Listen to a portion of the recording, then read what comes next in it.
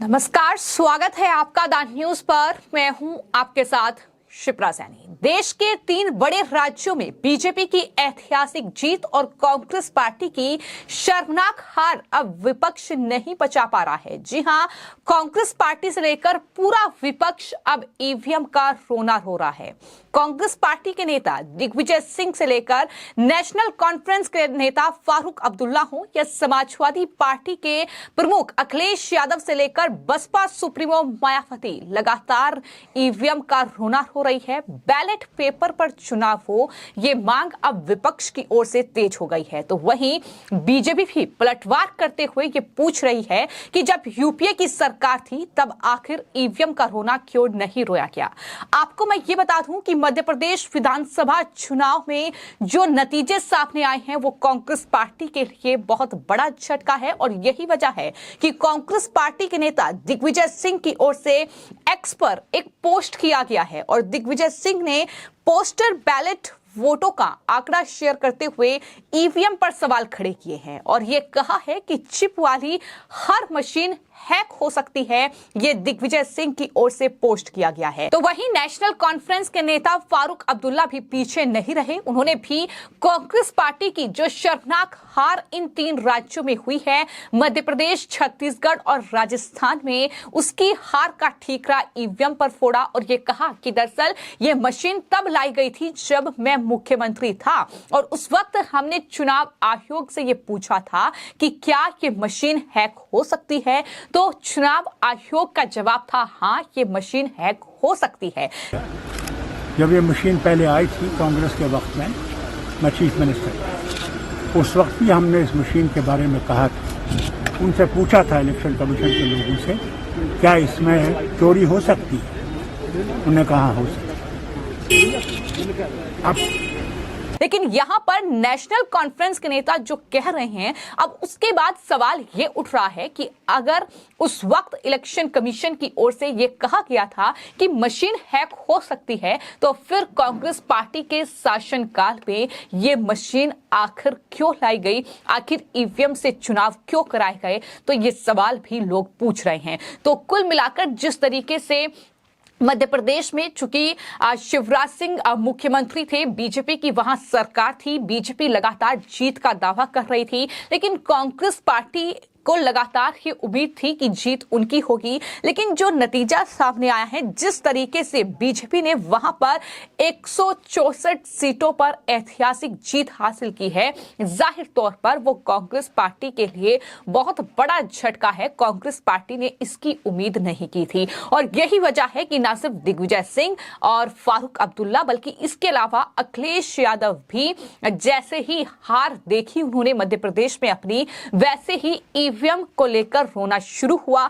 अखिलेश यादव ने कहा कि लोकतंत्र मजबूत तब होगा जब चुनाव अमेरिका और जापान की तरह होंगे। अगर वहां पर बैलेट पेपर की व्यवस्था है तो हमें ये अपनाना चाहिए, ये अखिलेश यादव की ओर से कहा गया है। तो जिस तरीके से 5 राज्यों में चुनाव हुए और जो नतीजे सामने आए, इन नतीजों के बाद बीजेपी गदगद है। बीजेपी के तमाम नेता काफी ज्यादा खुश हैं क्योंकि 2024 लोकसभा चुनाव बेहद करीब है और जो नतीजे बीजेपी के खाते में गए हैं, जाहिर तौर पर वो सीधे तौर पर 2024 में क्या होगा इसका संकेत दे रहे हैं और यही वजह है कि विपक्ष में खलबली है इन नतीजों को लेकर। खासतौर पर कांग्रेस पार्टी और पूरा विपक्षी गठबंधन यानी इंडी अलायंस में खलबली है। इंडी अलायंस के तमाम नेता तिलमिलाए हुए हैं, ईवीएम पर लगातार इस हार का ठीकरा फोड़ रहे हैं। उनका यह कहना है कि हमारा आकलन कुछ और था लेकिन नतीजे कुछ और ही आए हैं। और इस कड़ी में संजय राउत, उद्धव ठाकरे की पार्टी के नेता और सांसद, उन्होंने भी दरअसल ईवीएम पर ही सवाल खड़े किए हैं। संजय राउत ने यह कहा है कि दरअसल वो हार से निराश जरूर हैं लेकिन बस एक बार बैलेट पेपर से चुनाव करा लो, ये संजय राउत की ओर से कहा गया है। ये जनादेश की बात होती है। 4 राज्यों में जनादेश आया है, तेलंगाना में अलग जनादेश है, 3 राज्यों में अलग है। बीजेपी को बड़ी जीत मिली है तो जनादेश का स्वागत करना चाहिए, चाहे जनादेश ईवीएम का हो या और कुछ हो। लेकिन हम लोग हमेशा कहते हैं, लोगों के मन में शंका होती है हमेशा, ये कैसा मुमकिन हो गया, खास करके मध्य प्रदेश में, छत्तीसगढ़ में। तो हम ये कहते कि अगर ये लोगों के मन में शंका है तो एक बार शंका दूर कर दीजिए। एक चुनाव आप बैलेट पेपर पर लीजिए ना, एक चुनाव से, और लोगों के मन में जो शंका है दूर कर लीजिए। हम एक चुनाव की बात करते हैं, एक चुनाव बैलेट पेपर पर लीजिए, चाहे लोकसभा हो चाहे विधानसभा हो, फिर लोगों को बोलने का मौका नहीं रहेगा।